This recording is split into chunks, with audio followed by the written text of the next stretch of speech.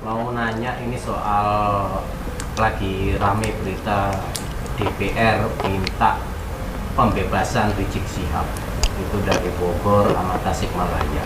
Kebetulan ini kan dari Habib sendiri nih, sama ini gimana sih menurut secara di Indonesia itu hukumnya? Oke, terima kasih. Assalamualaikum warahmatullahi wabarakatuh. Sebenarnya sosok Rizik ini yang di labeli Habib, kebetulan di Indonesia ini Habib itu masih menjadi ikon. Kenapa? Karena sejarah para Habib dulu. Tapi saya perlu kasih tahu ya, Habib leluhur saya itu dulu tidak ada gerakannya seperti Rizik ini, ekstremis radikal. Semua Habib itu dulu terkenal dakwahnya santun damai. Hampir tidak pernah ada sejarahnya Habib dulu tuh mau buat makar kepada negara, apalagi menggerakkan orang dengan kekerasan. Itu yang membedakan Habib dan non Habib.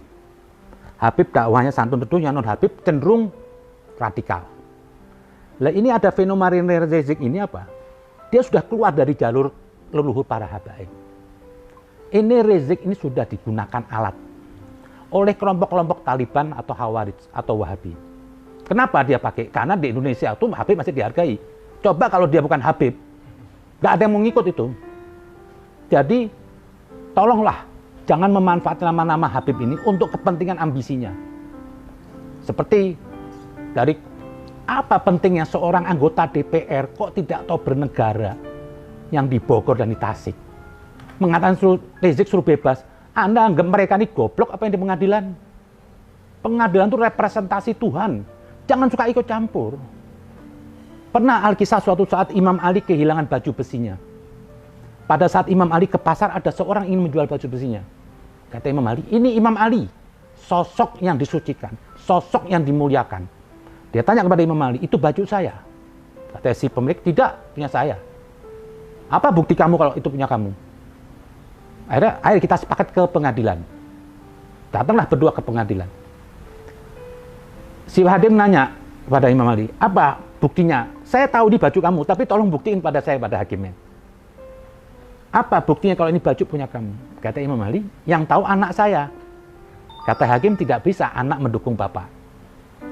Terus apa buktinya? Tidak ada bukti. Akhirnya kata Imam Ali apa? Kasihkan kepada mereka. Kenapa? Saya nggak punya bukti untuk membuktikan pengadilan. Diberikan itu. Segitunya Imam Ali, seorang tokoh yang suci, menjunjung tinggi peradilan.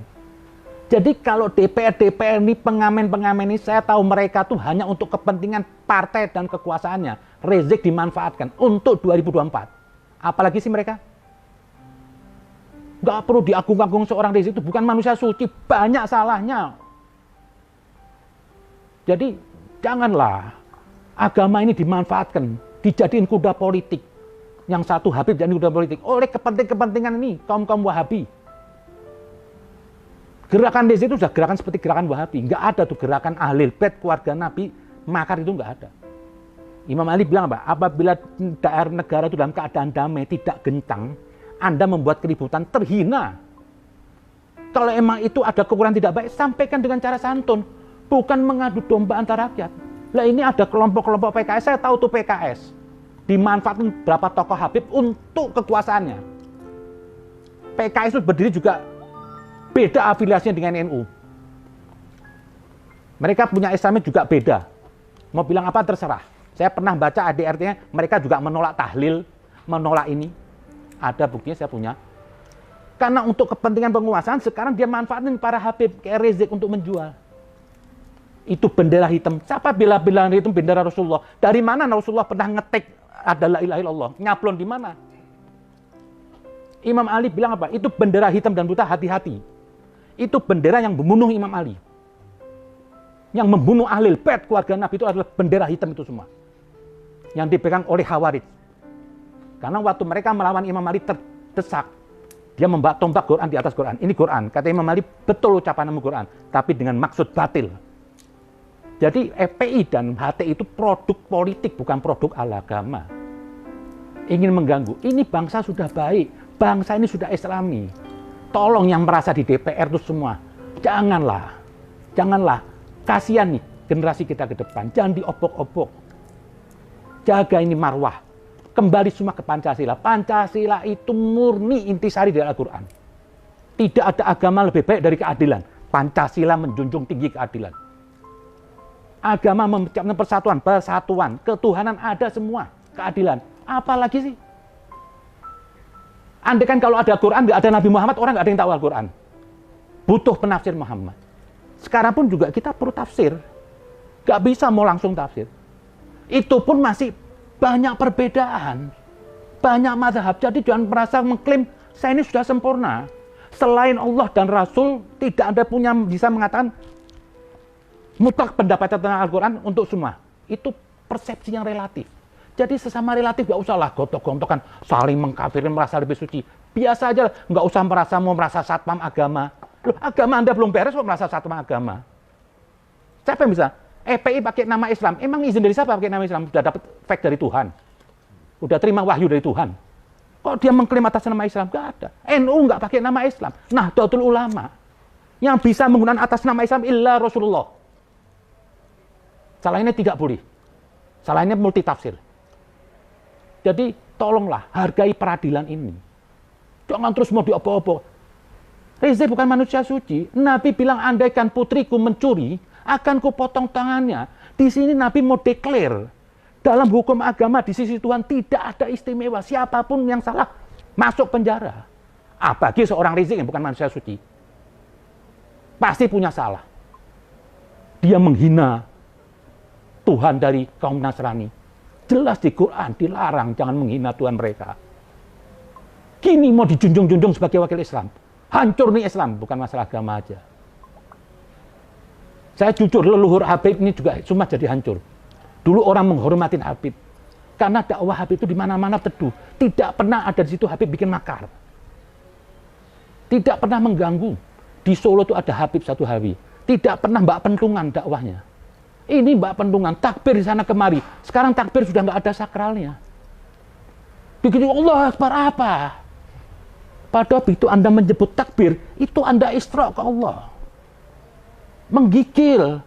Nabi waktu nyebut Allahu Akbar itu gigil Imam Ali. Ini sekarang dikit-dikit takbir sama ngelemparin orang sama muka serem kayak setan. Apa itu? Jadi saya pikir apa? Anggota-anggota DPR yang ini mengatur peradilan itu mendingan Anda diam aja lah. Tolonglah, jangan dijual agama ini untuk kepentingan ambisi Anda. Jangan jual Habib untuk kepentingan Anda. Anda juga sebenarnya nggak suka sama Habib kok. Fair-fair aja lah. Hati Anda nggak suka sama Habib. Cuma karena Rizik Anda manfaatkan untuk kepentingan kekuasaan. Besok-besok juga Anda tinggalkan untuk sama Habib. Saya pikir bijaklah jadi bangsa Indonesia. Cukup kita pakai Pancasila, kita bumikan. Kita ini cuma tinggal enak pakai, kata seorang Gus Dur bilang, kita jaga ini marwah negara. Rahmatan lil alamin. Kita terima semua. Jangan ada ketidakadilan. Jangan ada diskriminasi agama. Kita junjung semua. Pernah suatu saat Nabi lagi perjalanan, ada gereja kanisa lagi ibadah. Nabi suruh berhenti, sahabat semua berhenti. Dia bilang, turun dari onta kamu. Supaya terkaan onta itu nggak kersar apa? Kata Nabi, kenapa ya Rasulullah? Karena di sebelah ada gereja lagi ibadah. Jangan sampai tepukan onta kamu mengganggu mereka. Itu akhlak Rasul. Bukan hancurin gereja ini semua. Kenapa sih? Emang gereja itu tempat narkoba atau apa? Juga agama Allah. Agama nasi juga dari Allah. Sama-sama dari Allah. Marilah kita buat Indonesia ini teduh. Jangan lagi para politikus memanfaatkan agama ini semua. Jangan jadikan agama itu kuda politik. Jangan dia manfaatkan Habib ini untuk ambisi Anda. Mari kita junjung tinggi, kita jaga marwah ini. Jangan sampai seperti negara Arab, bunuh-bunuhan. Saya pikir itu aja. Terima kasih. Assalamualaikum.